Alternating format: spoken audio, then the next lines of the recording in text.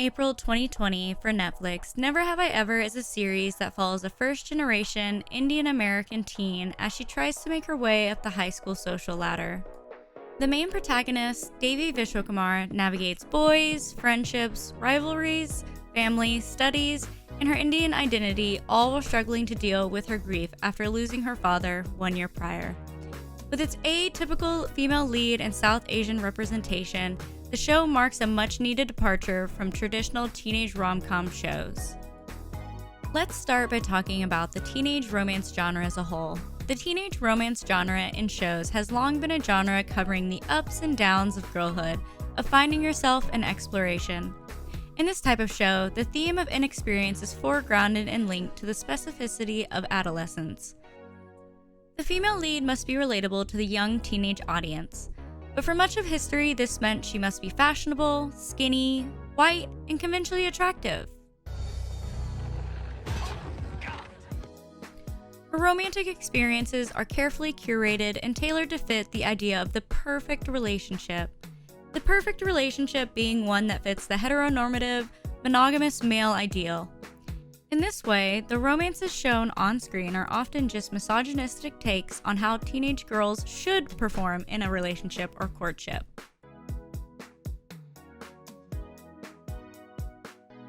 Never Have I Ever broke a lot of the aforementioned conventions. The most obvious was having an Indian American female lead with all of the melanin foreign to your typical rom-com heroine. According to Mindy Kaling, the show's director, she wanted to cast a female lead that looked like her, as the story reflected her own personal life. That meant no 28-year-old gorgeous Bollywood stars that would be cast as the heroine, and no red-haired, green-eyed, pale-skinned Indian girls either. Kaling made sure that Devi, played by Maitreyi Ramakrishnan, would be a relatable face to young Indian girls. With the main character struggling with her Indian identity on top of the familial pressures to be a good, devout, and smart daughter, the show also built a familiar setup for many first-gen, middle-class Desi teens. In addition to this, the show addressed a lot of alienation that Indian American girls feel from the white-centric standard of beauty. I'd love for my arm hair to thin out. I know it's an Indian thing, but my forearms look like the friggin' floor of a barber's shop. And lastly, most importantly, I'd really like a boyfriend. But not some nerd from one of my AP classes. Like a guy from sports team. Devi's concerns about assimilating are a central focus in the show. Her peers have also labeled her an unfuckable nerd, rendering her desirability below average.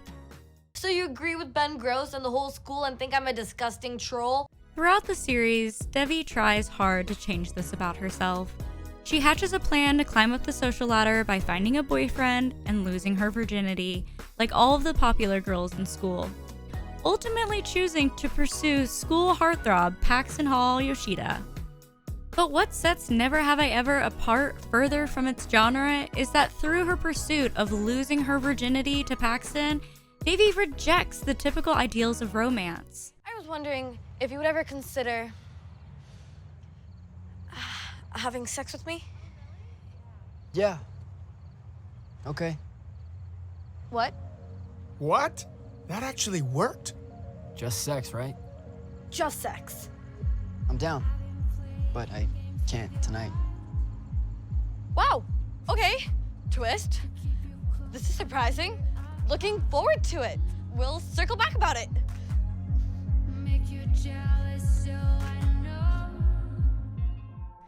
Sex isn't presented as something secretive or reserved for a relationship with the right one. Devi doesn't really care for the perfect wine and dine relationship. She really only sees sex and boys as a means by which she can change her reputation and be validated. Though Devi's source of validation isn't the healthiest, as her therapist points out, having just any boyfriend, no matter who he is not going to make you happier or change who you are. Trust me. But after all you've been through, maybe you shouldn't be so focused on having a boyfriend. her agency over herself and her sexuality is refreshingly ever present throughout the show. This is a departure from older portrayals of teen relationships on television, which at the time were restricted by broadcasting standards and thus made for a very limited discussion of teen love and sexuality. According to Dr. Jacqueline Vickery, the Associate Professor of Media Arts at the University of North Texas, many of these shows portrayed sex as a secretive, special thing delegated to the private moments in monogamous relationships. When sex was happening outside of monogamous relationships, these shows often included storylines about consequences, like STDs and reputational damage. Compare this to Davy's casual desire to lose her virginity to the hottest guy in school, and we get a refreshing take on love and relationships. Davy is, overall, an imperfect and fun female lead. She isn't your typical rom-com heroine looking for the perfect relationship or epic romance. She's got emotional issues to unpack, is loud and unashamed with her wants, and can be selfish. With her Indian American identity being the central focus of the show, she presents an even more complex character. Davy juggles familial expectations of doing well academically and practicing her culture while also performing well socially at school. Her desire to conform, whether that be through a wardrobe change or praying her arm hair away, reflects her own thoughts on her Indian identity and what it means as a diaspora teen. Some old loser was telling me that I'm too Indian, and some other people think I'm not Indian enough. And honestly, all I want to do is eat a donut, but I'm stuck here. In this way, Never Have I Ever asks us to think more complexly about the lived experience of brown girls in the US, beyond the cultural imagination of what it means to be a brown girl. But while Never Have I Ever was definitely a pioneer in providing Indian American representation within the teen romance genre, it's important to look critically at the type of representation it provides. The teen experience showcased in Never Have I Ever is notably an upper middle class one in which it is much easier for Indian Americans to navigate life in the US. Davy's mother, although single, seems to be well off enough to afford their house in Southern California, and Davy is able to attend therapy for her mental health as well. These aspects create an environment that isn't as relatable to the Indian diaspora as a whole, excluding teenagers who come from lower income families and overlooking the stigma behind mental health, and how inaccessible therapy is within Desi communities. So not only are actual Indian American teens struggling with their Indian identities in American society, but they are often also unable to talk about these problems with professional therapists like Davy is able to. Top it off with narrator John McEnroe claiming that Davy is not like the other Indian girls, and you have a recipe for disaster. Even though Davy was Indian, she didn't think of herself as Indian like these girls, which is a whole other thing. By presenting Davy as not only privileged but different from other Indian girls, the show invalidates the struggles and experiences of all other teenage Indian American girls.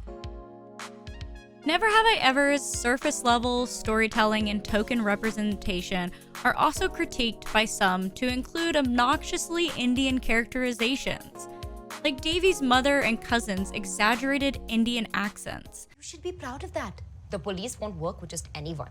As well as making the lead whitewashed and self-hating as an Indian. Paired with the show's casual casteism, Islamophobia, and ableism, among others, Never Have I Ever does present a lot of problems within its comedy and story elements. But while Kaling and other POC writers should be conscious of the type of representation they are offering for their communities, it is also important to question whether it is the writer's responsibility to address the experience of all Indian Americans. White writers are not expected to write about the realities of each white individual, as white male experiences are the norm of storytelling. This is definitely something to consider, as Kaling's Never Have I Ever provided a lot of breakthrough Indian teen representation within a totally white-dominated genre. Pair that with the fact that the story is supposed to reflect Kaling's individual experience, and the characterizations of Davy and her family become more meaningful and intentional.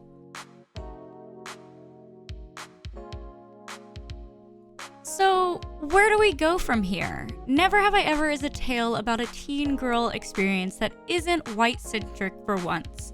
And that in itself is a step in the right direction for more intersectional teen TV and on-screen romances. With all its glaringly bad jokes and cringe-worthy dialogue, Never Have I Ever still manages to present a relatable story about a teenage girl and her relationships instead of packing it as a performative romance. Davy's goofy, ambitious, and flawed, and her love life is just one of the many things that make her, her.